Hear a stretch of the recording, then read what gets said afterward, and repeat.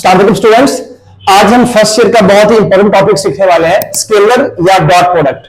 Students, ये topic बच्चों को बहुत मुश्किल लगता है और अक्सर ये समझ भी नहीं आता, लेकिन इंशाल्लाह पूरी उम्मीद है कि आज आपको ये टॉपिक समझ में आएगा, दोबारा कभी नहीं भूलेगा, क्योंकि इसमें बहुत से बेसिक कंसेप्ट्स भी हैं और इसका बहुत यूज भी है आपकी फिजिक्स और मैथ्स में।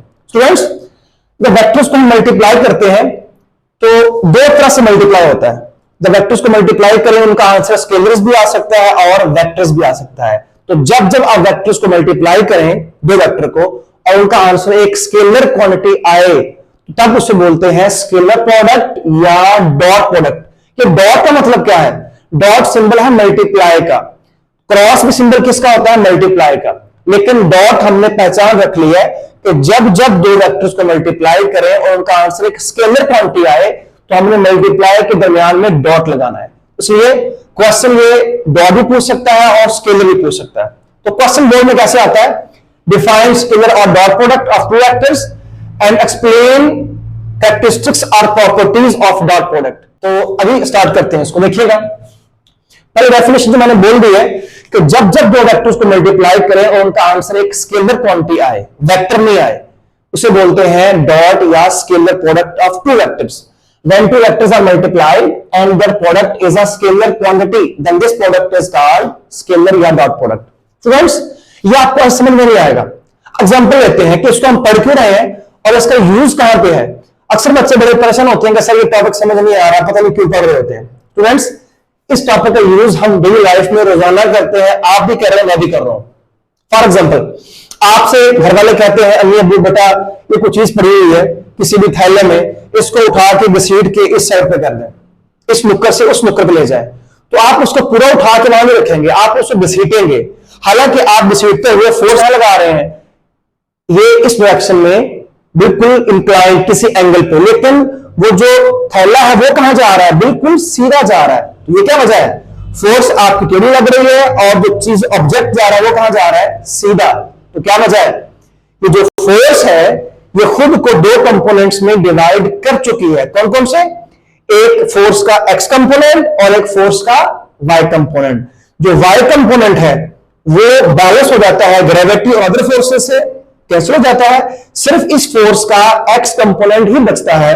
यही वजह है कि वो जो थैला है या कोई भी चीज है वो इसी तरफ मूव करेगी। तो क्या बात करेंगे? फोर्स भी उसी तरफ लग रही है और डिस्प्लेसमेंट डिस्टेंस भी उसी तरफ कवर हो रहा है। तो जब जब ऐसा हो कि दो वेक्टर्स एक ही डायरेक्शन में हो या अगर नहीं है तो हम उन कंपोनेंट्स को रिजॉल्व करके एक डायरेक्शन में कर लेते हैं, तो तब तब आता है स्केलर या डॉट प्रोडक्ट। पहले डायग्राम पे आए फिर समझते हैं। स्टूडेंट्स, ये देखिएगा, मेरे पास दो वेक्टर्स हैं, एक वेक्टर ए है और एक वेक्टर बी है। दोनों इस तरह पड़े हुए हैं, ए और बी। गौर कीजिएगा।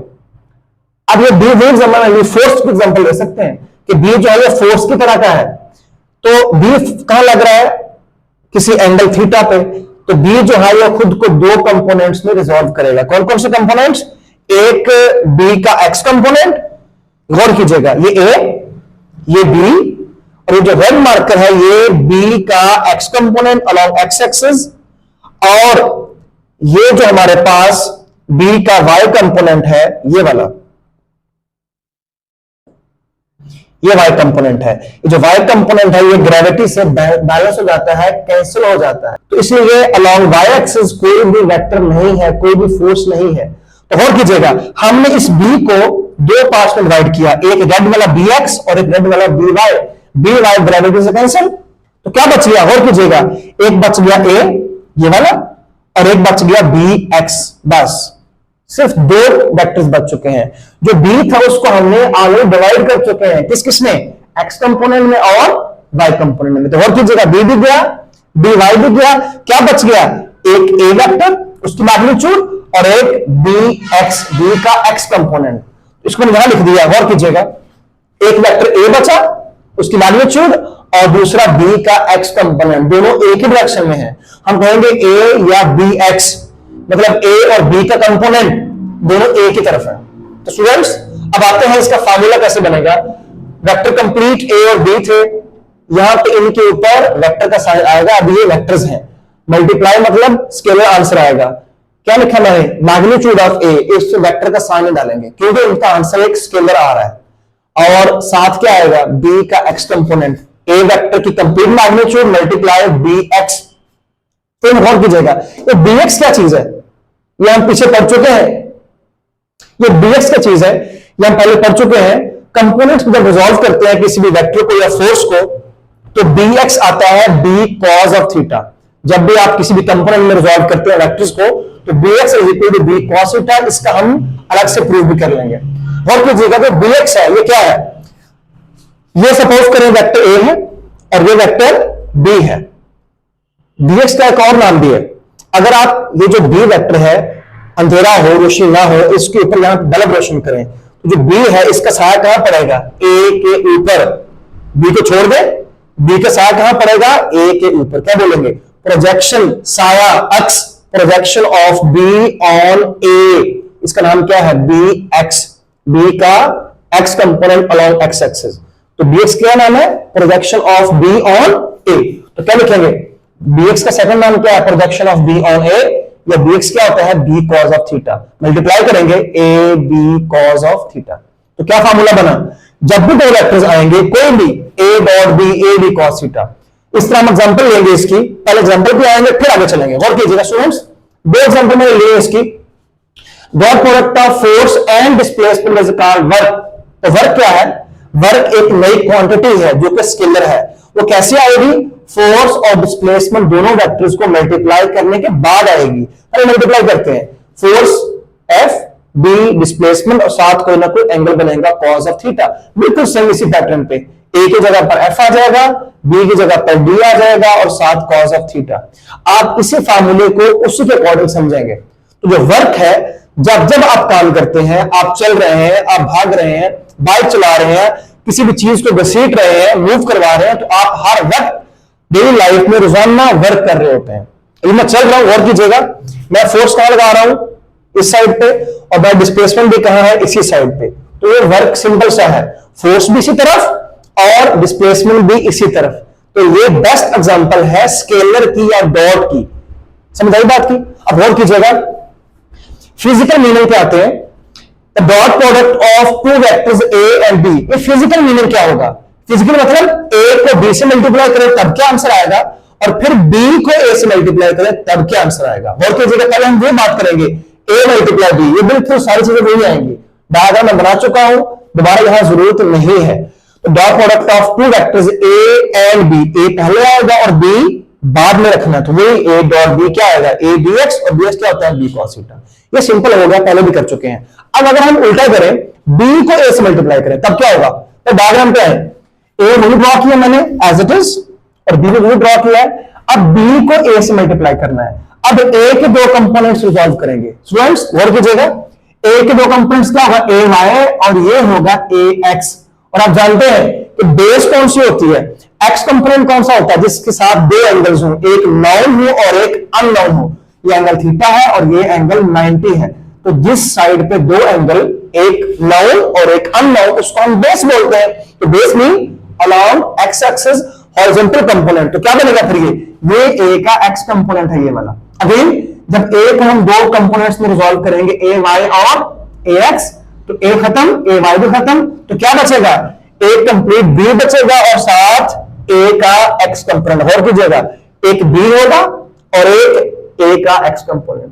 तो अगेन और कीजिएगा, now dot product of vectors B and A, B पहले रखना और ए बाद में। तो क्या बनेगा, B dot A is equal to B as it is magnitude और साथ ए का एक्स कंपोनेंट। तो एक्स क्या होगा, ए cos theta, B A cos theta. और आप जानते हैं कि मल्टीप्लाई में 2 मल्टीप्लाई 3 तब भी 6 आएगा, 3 मल्टीप्लाई 2 तब भी 6 आएगा। तो कम्यूटेटिव प्रॉपर्टी बनती है, तो आप इसको ए बी कॉस लिख सकते हैं, इशू नहीं है। अब स्टूडेंट्स एग्जांपल मैंने पहले बता चुके, सेकंड एग्जांपल पे आते हैं। The dot product of force and velocity is called power. ये आप नेक्स्ट चैप्टर में पढ़ेंगे कि पावर क्या है, फोर्स मल्टीप्लाई वेलोसिटी। फोर्स भी उस तरफ लग रही हो, वेलोसिटी भी उस तरफ लग रही हो, तो उसको आप पावर बोलते हैं। जैसे एग्जांपल ले आप, जब आप कहते हैं जी फिलहाल मोटर है, फिलहाल पंप है, बड़ी पावर है उसमें, गाड़ी में बहुत पावर है, तो जिस तरफ फोर्स लग रही होती है, गाड़ी की वेलोसिटी भी उसी तरफ होती है। तो क्या बोलेंगे, दोनों वेक्टर्स एक ही तरफ जब हो तो उनको मल्टीप्लाई करने के बाद जो आंसर आता है उसमें हमें डायरेक्शन की जरूरत नहीं है, इसलिए हम डायरेक्शन लिखते ही नहीं है, बोलते ही नहीं है, इसलिए हम कहते हैं इसका आंसर क्या है, स्केलर है, F dot V, F V cos theta. Students, क्या कभी आपने ये सुना कि मैंने आज बहुत काम किया है मशरक की तरफ, मगरब की तरफ, शुमाल की तरफ, जनूब की तरफ? ऐसा कभी नहीं होता। या आपने बहुत पावर लगाई है इस तरफ उस तरफ, तो पावर है या वर्क है, ये स्केलर पावर या वर्क जो है ये डॉट प्रोडक्ट के एग्जांपल है, इसमें हमें कभी भी डायरेक्शन की जरूरत नहीं पड़ती। स्टूडेंट्स, अब आते हैं नेक्स्ट प्रॉपर्टीज या कैरेक्टरिस्टिक्स ऑफ स्केलर प्रोडक्ट पे, तो वो बहुत इंपॉर्टेंट है, उसको समझते हैं। स्टूडेंट्स, अब आते हैं कैरेक्टरिस्टिक्स या प्रॉपर्टीज पे।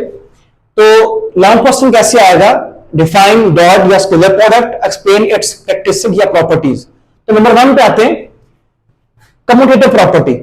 जैसे कि हम पहले पढ़ चुके हैं कि ए डॉट बी का आंसर क्या आया था फिजिकल मीनिंग में, A B cos of theta, और बी डॉट ए का आंसर भी क्या आया था, B A cos of theta. तो मल्टीप्लाई करेंगे, क्या आंसर आएगा इसका, ए बी कॉस और ये बी ए कॉस। तो जैसे आप नंबर्स को मल्टीप्लाई करते हैं, 2 × 3 6, 3 × 2 6, तो नंबर का ऑर्डर चेंज करने से फर्क नहीं पड़ेगा। सो इक्वेशन 1 और 2 में क्या है, ए डॉट बी का आंसर बी डॉट ए के इक्वल है।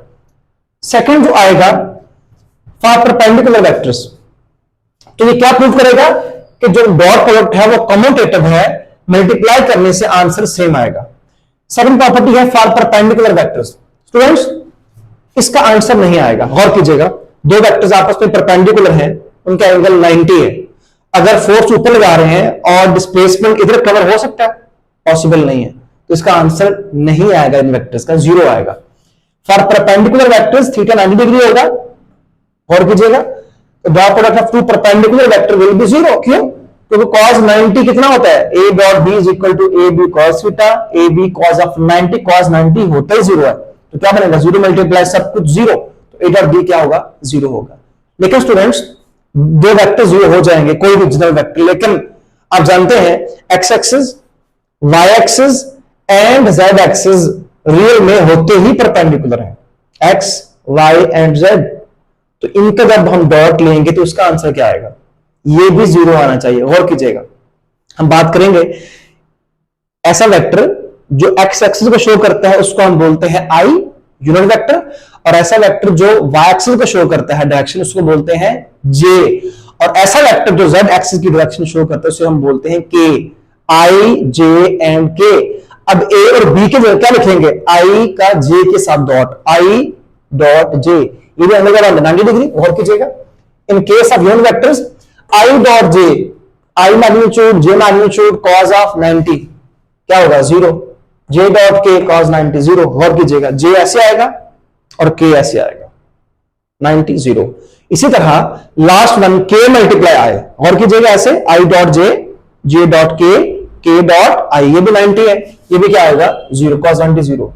रियल मूवमेंट स्टूडेंट्स, i और j और k ऐसे होते हैं, लेकिन बोर्ड पे डायग्राम बनाएंगे, i ऐसे आएगा, j ऐसे आएगा और k out of the board, जिसको हम ऐसे टेढ़ा लिखेंगे। तो ये जो यूनिट वेक्टर्स हैं ये x एक्सिस, y और z की डायरेक्शन शो करते हैं। हम कब लेंगे, जब परपेंडिकुलर की बात करेंगे, क्यों, ये होते ही परपेंडिकुलर हैं, ये पैरेलल कभी नहीं हो सकते। तो नंबर 3 पे आते हैं, फॉर पैरेलल वेक्टर्स थीटा 0 होगा, दोनों वेक्टर एक ही तरफ है।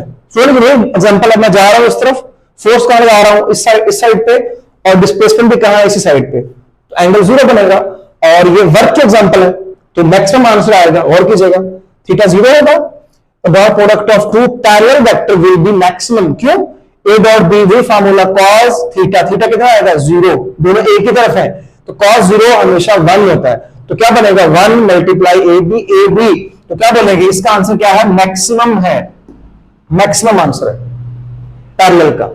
स्टूडेंट्स, एमसीक्यू में आ सकते हैं, क्या पूछ सकता है, the dot product of two perpendicular vector will be, क्या होगा options, parallel vectors, anti parallel, ये आपके जो रिजल्ट्स हैं ये आपने एमसीक्यूज के तौर पर भी याद करने हैं। नंबर 4 पे आएंगे, फॉर एंटी पैरेलल वेक्टर्स। अब एंगल कितना है, 180 डिग्री। गौर कीजिएगा स्टूडेंट्स, एक वेक्टर इस साइड पे है और सेकंड वेक्टर इस साइड पे है, इनमें कितना एंगल है, 180 डिग्री, तो क्या आंसर आएगा, और कीजिएगा, the dot product of two anti parallel vector will be negative. क्यों, अगेन फार्मूले पे आएंगे, A B cos theta, A B cos theta कितना है, 180, कॉस नेगेटिव होता है -1, तो माइनस ए बी मल्टीप्लाई करेंगे, गौर कीजिएगा,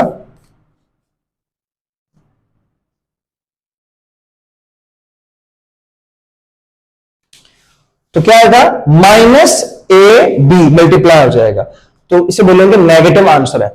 नंबर 5 पे आएंगे, किसी एक वेक्टर का उसी के साथ डॉट लेना है, सेल्फ डॉट प्रोडक्ट, ए का ए के साथ, बी का बी के साथ, सी का सी के साथ, आई का आई के साथ, फिर आएगा यूनिट वेक्टर्स आई का आई के साथ, जे का जे के साथ एंड के का के के साथ। और कीजिएगा self dot product of a vector, हम एक वेक्टर की बात करेंगे, दो वेक्टर यहां नहीं होंगे, is equal to square of its magnitude, मतलब एक वेक्टर ए लिया उसी साइड पे है, दूसरा वही लेना है दोबारा, जैसे हम नंबर्स को मल्टीप्लाई करते हैं, 2 मल्टीप्लाई 2, 3 मल्टीप्लाई 3, इसी तरह a मल्टीप्लाई a क्या होगा,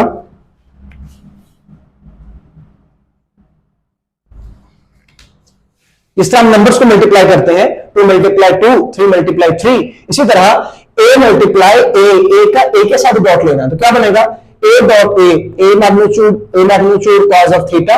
अगेन देखिएगा कितना एंगल है, theta is equal to 0 degree, तो कॉस 0 कितना होता है 1, ये 1 हो जाएगा, 1 मल्टीप्लाई a स्क्वायर, तो क्या बोलेंगे square of the magnitude of that vector. Okay, अब गौर कीजिएगा, i हमारे पास यूनिट वेक्टर है अलोंग x एक्सिस, इस i का i के साथ डॉट अलग से लेंगे, j का j के साथ एंड k का k के साथ, तो गौर कीजिएगा in case of unit vectors i dot i cos 0 कितना होता है 1, और आप पढ़ चुके हैं i क्या है यूनिट वेक्टर जिसकी मैग्नीट्यूड 1 होती है, दूसरा i भी क्या है यूनिट वेक्टर उसकी मैग्नीट्यूड भी 1 होती है, और cos 0 1 होता है, 1 मल्टीप्लाई 1 आंसर विल बी 1। सो इसी तरह j dot j cos theta, j की मैग्नीट्यूड 1, j की 1 और cos 0 1, तो 1, तीनों का आंसर आएगा 1, i dot i, j dot j, k dot k, इनका आंसर क्या होगा 1 होगा। ये एमसीक्यूज में बहुत इंपॉर्टेंट है स्टूडेंट्स। लास्ट पॉइंट है in terms of rectangular components, ये क्या होता है कि एक वेक्टर को उसके तीनों कंपोनेंट्स में स्प्लिट कर दें, तोड़ दें। कोई वेक्टर इस तरफ था सपोज किसी भी एंगल पे, इसका x along x axis, along y axis, along z axis, कोई वेक्टर इस तरफ था इस डायरेक्शन में, कोई वेक्टर इस तरफ था along, कोई एक वेक्टर x और y के दरमियान में था, तो उसके कंपोनेंट्स तीन क्या होंगे x, y और z।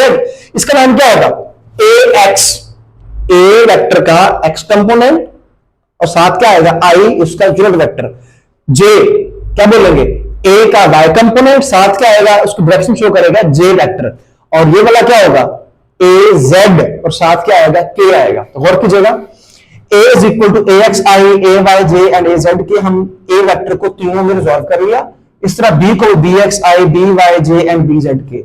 अब a और b का मल्टीप्लाई तो करना है, मतलब इन तीनों कंपोनेंट्स को b के तीनों कंपोनेंट से मल्टीप्लाई करना है। कैसे होगा गौर कीजिएगा, a डॉट b लिखा मैंने, पहले क्या आएगा a की तीनों वैल्यूज, दरम्यान में आएगा डॉट, फिर b की तीनों वैल्यूज। अब करना क्या है, आपने बारी बारी मल्टीप्लाई करना है, तो मैंने कुछ स्टेप्स व्यक्त किए हैं, आप समझ सकते हैं। axi को मल्टीप्लाई करना है bxi के साथ, फिर axi को byj के साथ, फिर axi को bzk के साथ। तो गौर कीजिएगा, पहले मैं i और j पे आता हूं, i डॉट i, आंसर क्या आएगा 1।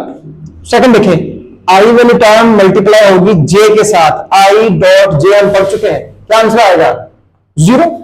इसी तरह axi मल्टीप्लाई bzk क्या होगा i डॉट k, ये भी आंसर क्या आएगा k dot i dot k 0 होगा। तो मैंने क्या किया, जहां पे i dot j dot k dot i जो भी आ रहे हैं उनका मैंने 0 कर दिया, अंडरस्टूड है। ओके, आपने करना कैसे मल्टीप्लाई है, ax को इन तीनों के साथ, ay को इन तीनों के साथ, az को तीनों के साथ, ये 9 टाइम्स मल्टीप्लाई होंगे, और 9 में से 6 का आंसर इस तरह 0 आ जाएगा, बाकी आंसर आएगा 3 का आंसर आएगा। और की जगह मैं घट कर रहा हूं ax multiply bx, ax bx i dot i, बाकी 2 0 हो जाएंगे, ayj डॉट byj, j का j के साथ dot, ay multiply by j dot j, इस तरह last az multiply bz k dot k। तो मैंने वही 3 लिखे हैं जिनका आंसर आएगा, बाकी मल्टीप्लाई कर भी लेंगे तो आंसर क्या आएगा 0 आएगा। और कीजिएगा i dot i 1, j dot j 1, k dot k 1, क्या बनेगा 1, J dot J one, K dot K one, मैंने वन छोड़ दिया, क्या बना A X B X, A Y B Y, A Z B Z. Students real life में ये numbers होंगे, 2 मल्टीप्लाई 3 6, 4 मल्टीप्लाई 5 20, इस तरह के आंसर्स आएंगे। तो क्या बना ए डॉट बी किसके इक्वल था, हम पढ़ चुके हैं, A dot B A B cos theta. तो क्या बनेगा इस साइड पे क्या आ जाएगा ऐसे ए बी कॉस थीटा, ये वही ए X B X, A Y B Y, A Z B Z. हमें फाइंड करना है एंगल थीटा। तो यहां से क्या cos थीटा इधर रहेगा, ए और बी दोनों जाकर इधर डिवाइड होंगे, A X B X, A Y B Y, A Z B Z divide by A B, वो इधर मल्टीप्लाई हो रहा था। अब हमें तो थीटा फाइंड करना है, थीटा क्या होगा cos इधर +1 है, वहां जाकर इनवर्स हो जाएगा, theta is equal cos inverse, again वही चीजें A X B X, A Y B Y, A Z B Z over A B. इस फार्मूले से आप दो वेक्टर्स का एंगल फाइंड कर सकते हैं कि वो कितने एंगल पे हैं। अगर आपको दो वेक्टर्स दिए जाए और दो कंपोनेंट्स दिए जाए तो आप उनके दरमियानी एंगल भी फाइंड कर सकते हैं। स्टूडेंट्स ये टॉपिक बोर्ड के लिए बहुत इंपॉर्टेंट है, इसमें बहुत से एमसीक्यूज भी थे। मैंने कहा जो प्रॉपर्टीज हैं इसके सारे उसके रिजल्ट्स एमसीक्यूज हैं, और I dot J, J dot के डॉट आई का आंसर 0 है, और I dot I, J dot जे, के डॉट के का आंसर 1 है। ये आपके इंपॉर्टेंट एमसीक्यूज हैं जो कि बोर्ड में आते हैं। तो होप सो आपको टॉपिक समझ में आया होगा। अगर स्टूडेंट्स आपको टॉपिक समझ में आया है तो इस टॉपिक को शेयर करें, लाइक करें और चैनल को सब्सक्राइब करें, ताकि नेक्स्ट हम इंपॉर्टेंट टॉपिक इसी तरह सीखें और आपको इससे बेनिफिट हो। थैंक यू, जज़ाकल्लाह।